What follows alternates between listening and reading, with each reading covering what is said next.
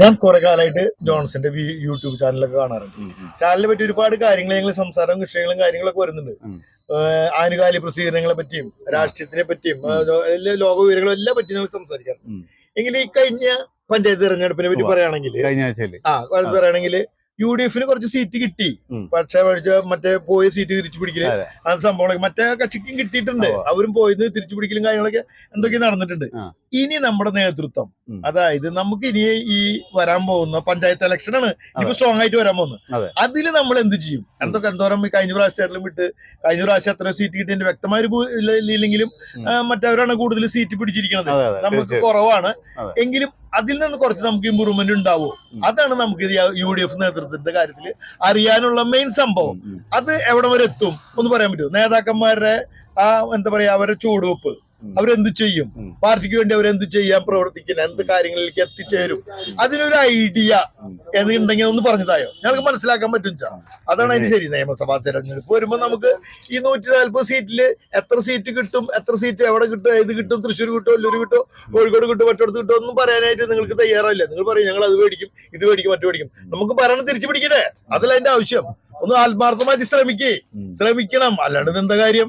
നമ്മളിങ്ങനെ ഇങ്ങനെ പച്ചച്ചാണത്തിൽ തീ പിടിച്ച പോലെ വന്നിട്ട് യാതൊരു കാര്യമില്ല. അതന്നെ ശരി. അപ്പോളേ ഇവിടെ എന്താ പ്രശ്നം ഇല്ല, ഇപ്പോഴത്തെ വിഷയം എന്താണെന്നറിയോ? നമ്മളീ പറഞ്ഞല്ലോ പഞ്ചായത്ത് ഇലക്ഷൻ. ഈ പഞ്ചായത്ത് ഇലക്ഷൻ എന്ന് പറഞ്ഞു കഴിഞ്ഞാൽ സാധാരണ ഇതിൽ നമ്മൾ KPCC ഉണ്ട്, പല സ്ഥലങ്ങളിലും DCC ഉണ്ട്. DCC ഉണ്ട്.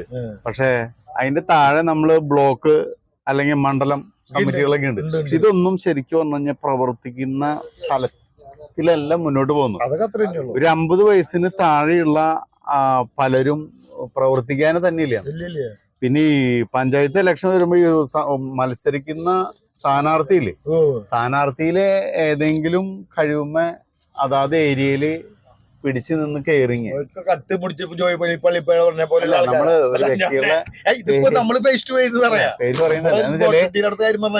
സ്ഥാനാർത്ഥികളില്ലേ, ആ സ്ഥാനാർത്ഥികളുടെ മികവുമ്മ പല വാർഡുകളിലും മണ്ഡലങ്ങളിലും ഒക്കെ ജയിച്ച് കയറി വരാന്നൊരവസ്ഥ ഉണ്ടെങ്കിൽ വരാം.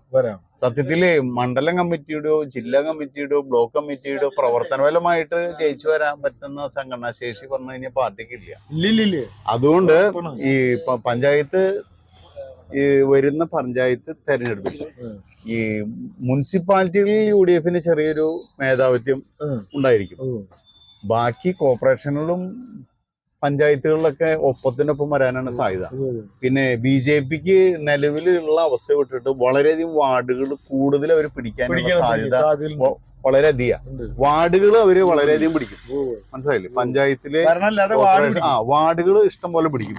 അതോടൊപ്പം തന്നെ നമ്മള് ഈ പല നിരോധിത സംഘടനകളുണ്ടെന്ന് അവരൊക്കെ പല പേരില് രംഗത്ത് വന്നിട്ട് സ്വതന്ത്രന്മാരായിട്ടുള്ള ആളുകളില്ലേ, അവര് കഴിഞ്ഞ പ്രാവശ്യത്തെക്കാൾ വിട്ട് വളരെയധികം സീറ്റുകൾ കൂടുതൽ പിടിക്കാനുള്ള സാധ്യത വളരെയധികം. രാഷ്ട്രീയ പാർട്ടികൾ ഇടതുപക്ഷത്തിന് നിലവിൽ ഫിക്സഡ് കിട്ടിക്കൊണ്ടിരിക്കുന്നതില് ചെറിയൊരു കുറവ് അനുഭവപ്പെടും. UDF ഒരു ചെറിയൊരു മുൻതൂക്കം ഉണ്ടാവും. പക്ഷെ BJP വളരെയധികം കുതിച്ചാടും. പിന്നെ സ്വതന്ത്രന്മാര് വളരെയധികം കയറി വരും. ഇതാണ് പഞ്ചായത്ത് തെരഞ്ഞെടുപ്പിൽ സംഭവിക്കുക. അതിൽ ഒരിക്കലും വ്യക്തമായിട്ടൊരു കഴിഞ്ഞ പ്രാവശ്യം ഇടതുപക്ഷത്തിന് കിട്ടിയ പോലെ മൃഗീയമായ ഒരു ആധിപത്യം ഉണ്ടാവില്ല. അങ്ങനെയാണ് കാണുന്നത്. പക്ഷെ നിയമസഭാ തെരഞ്ഞെടുപ്പ് വരുമ്പോ അങ്ങനെയല്ല, കാരണം വാർഡ് അടിസ്ഥാനത്തിലല്ല. അതുകൊണ്ടൊരു കേരളത്തിലെ ഇന്നത്തെ ആ അവസ്ഥ വെച്ചിട്ട് UDF ശരിക്കും പറഞ്ഞു കഴിഞ്ഞാൽ അപ്പോ ഒരു ചെറിയൊരു സാധ്യത എന്ന് വെച്ച് കഴിഞ്ഞാൽ വലിയ ഒരു ഇതല്ല എന്നർത്ഥം. മനസ്സിലായോ? ഈ ചെറിയൊരു സാധ്യത എന്ന് പറഞ്ഞല്ലോ, അതപ്പോ ഏതൊക്കെ മണ്ഡലത്തില് എന്തൊക്കെയാണ് സാധ്യത? അതെന്താ വെച്ച് കഴിഞ്ഞാൽ ഇപ്പോഴത്തെ ഈ വർത്തമാനകാല രാഷ്ട്രീയത്തിന്റെ പൊസിഷൻ വെച്ചിട്ട് നമുക്ക് കൊല്ലം, പത്തനംതിട്ട, ആലപ്പുഴ, തിരുവനന്തപുരം, കോട്ടയം, ഇടുക്കി ഈ ജില്ലയിൽ എന്ന് പറഞ്ഞാൽ ശരിക്കും പറഞ്ഞു കഴിഞ്ഞാൽ ഭയങ്കര ഒരു ടൈറ്റ് ആയിട്ടുള്ള ഒരു ത്രികോണ മത്സരം വരുന്നൊരു ഇതുകൾ വരികയാണ്. അവിടെ എന്ന് പറഞ്ഞാൽ ഒരിക്കലും UDF LDF ഒരു ആധിപത്യം കിട്ടുന്നൊരു അവസ്ഥ വരുന്നില്ലാണ്. പക്ഷെ UDF ഉറപ്പായിട്ട് ജയിക്കാൻ പറ്റാവുന്ന രീതിയിൽ നമ്മളൊരു ചെറിയ എഡ്ജ് പറയാൻ കാരണം വെച്ച് കഴിഞ്ഞാൽ ഒരു 55 സീറ്റ് ജയിക്കാനുള്ള സാധ്യത ഓൾറെഡി അവരുണ്ട്. നമ്മൾ ഈ മണ്ഡലം എന്തിനിപ്പോൾ പറയണമെന്ന് വെച്ചാൽ നമ്മളിപ്പോൾ നിലവിൽ അത് ജസ്റ്റ് ഒന്ന് നമുക്ക് ഇപ്പോഴത്തെ ഈ രാഷ്ട്രീയ കാലാവസ്ഥ വെച്ചിട്ട് നമ്മൾ മഞ്ചേശ്വരം, കാസർഗോഡ്, ഇരിക്കൂർ, അഴീക്കോട്, കണ്ണൂർ, പേരാവൂർ, വടകര, കുറ്റ്യാടി, നാദാപുരം, കൊയിലാണ്ടി, പേരാമ്പ്ര, മാനന്തവാടി, ബത്തേരി, കൽപ്പറ്റ, തിരുവമ്പാടി, ഏറനാട്, നിലമ്പൂർ, വണ്ടൂർ, കുന്നമംഗലം, കൊടുവള്ളി, കൊണ്ടോട്ടി, മഞ്ചേരി, പെരിന്തൽമണ്ണ, മങ്കട, മലപ്പുറം, വേങ്ങര, വള്ളിക്കുന്ന്, തിരൂരങ്ങാടി, താനൂര്, തിരൂര്, കോട്ടക്കല്, പട്ടാമ്പി, മണ്ണാർക്കാട്, പാലക്കാട്, പെരുമ്പാവൂര്, അങ്കമാലി, ആലുവ, കളമശ്ശേരി, പറവൂര്, വൈപ്പിൻ, കൊച്ചി, തൃപ്പൂണിത്തറ, എറണാകുളം, തൃക്കാക്കര, മൂവാറ്റുപുഴ, കോതമംഗലം, തൊടുപുഴ, പിറവം, കോട്ടയം, പുതുപ്പള്ളി, ചവറ, കുണ്ടറ, പാറശാല, കോവളം, നെയ്യാറ്റിങ്കര. ഇതിപ്പോൾ ഒരു 55 മണ്ഡലമാണ്. ഈ മണ്ഡലം ഒരു പരിധിവരെ UDF ജയിക്കുന്ന ഉറപ്പിക്കാവുന്ന മണ്ഡലങ്ങളാണ്. ഇത് വിട്ടിട്ട് പിന്നെ ഭൂരിപക്ഷത്തിന് വേണ്ടത് ഒരു 16 സീറ്റാണ്. അപ്പോൾ അത് വിട്ടിട്ട് ബാക്കി ഒരു 32 മണ്ഡലങ്ങളിൽ വെച്ച് കഴിഞ്ഞാൽ കടുത്ത മത്സരം നടക്കുക, നല്ല രീതിയിൽ മത്സരിച്ച് ജയിക്കാൻ പറ്റുന്ന ഇപ്പുറത്തെ വർത്തമാന സാഹചര്യത്തിലുള്ളൊരു ചാൻസ് ഉണ്ട്. മത്സരിച്ചിട്ട് ജയിക്കാൻ പറ്റുന്ന മണ്ഡലങ്ങൾ അത് നമ്മൾ തിരുവനന്തപുരത്ത് തന്നെ വാമനപുരം, തിരുവനന്തപുരം, ചാത്തന്നൂർ, ഇരുപുരം, അതുപോലെ കൊല്ലം, ചടയമംഗലം, പുനലൂർ, ആറന്മുള, റാന്നി, തിരുവല്ല, കാഞ്ഞിരപ്പള്ളി, ചങ്ങനാശ്ശേരി, കരുനാഗപ്പള്ളി, ഹരിപ്പാട്, അമ്പലപ്പുഴ, ആലപ്പുഴ, അരൂര്, കടുത്തുരുത്തി, പാല, ദേവികുളം, പീരുമേട്, ഇടുക്കി, കുന്നത്തുനാട്, ചാലക്കുടി, തൃശ്ശൂർ, ഗുരുവായൂർ, ബേപ്പൂര്, കോഴിക്കോട് സൗത്ത്, ബാലുശ്ശേരി, ഈ മണ്ഡലങ്ങളൊക്കെ കടുത്ത മത്സരം നടത്തിയിട്ട് അതിൽ നിന്നൊരു 16 മണ്ഡലങ്ങളിലും പിടിക്കാൻ പറ്റുന്നു. അങ്ങനത്തെ ഒരു അവസ്ഥയിൽ എന്താ പറയുക, 55 മണ്ഡലം ഷുവറും 32 മണ്ഡലത്തിൽ കടുത്ത മത്സരം.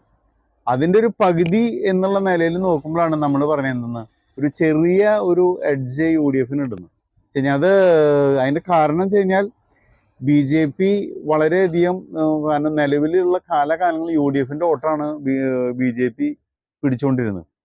പക്ഷെ ഇപ്പോഴത്തെ മാറിയ രാഷ്ട്രീയ കാലാവസ്ഥയിൽ LDFൻ്റെ വോട്ടുകളിൽ BJPയുടെ ഒരു കടന്നുകയറ്റം ഉണ്ടാവുകയും കഴിഞ്ഞ നിയമസഭാ തെരഞ്ഞെടുപ്പിൽ LDFന് കിട്ടിയിരുന്ന ന്യൂനപക്ഷ വോട്ടുകളിൽ നിന്ന് വളരെയധികം LDFന് കിട്ടിയിരുന്ന വോട്ടുകളിൽ വളരെ കുറവ് അനുഭവപ്പെടുകയും ചെയ്യുന്നുള്ള ഒരു കണക്കുകൂട്ടലിൽ നിന്നാണ് നമ്മൾ ഈ വിലയിരുത്തൽ നടത്തുന്നത്. കാരണം ഇനി 1.5 വർഷം ബാക്കിയുണ്ട്, പഞ്ചായത്ത് ഇലക്ഷൻ ഉണ്ട്.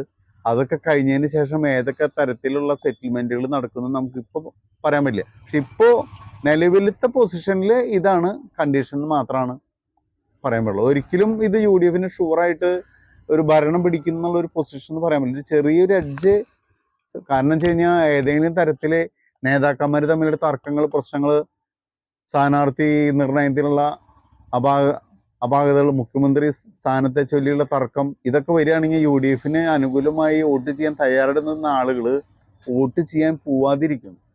കാരണം UDFൻ്റെ LDFൻ്റെ പോലെ ഫിക്സഡ് ആയിട്ട് വന്ന് വോട്ട് ചെയ്യുന്ന ആളുകളല്ല UDFൻ്റെ വോട്ടർമാർ. അപ്പോൾ LDF വിരുദ്ധരായ വോട്ടർമാർ ഫിക്സഡ് ആയിട്ട് വന്ന് വോട്ട് ചെയ്യില്ലെന്ന്. കാരണം എന്തെങ്കിലും തരത്തിൽ എതിർത്തരത്തിൽ പ്രശ്നങ്ങൾ കാര്യങ്ങളുണ്ടെങ്കിൽ അവർ വോട്ട് ചെയ്യാൻ പോവാതിരിക്കാൻ ഈ പറഞ്ഞ എല്ലാ അവസ്ഥകളും മാറും.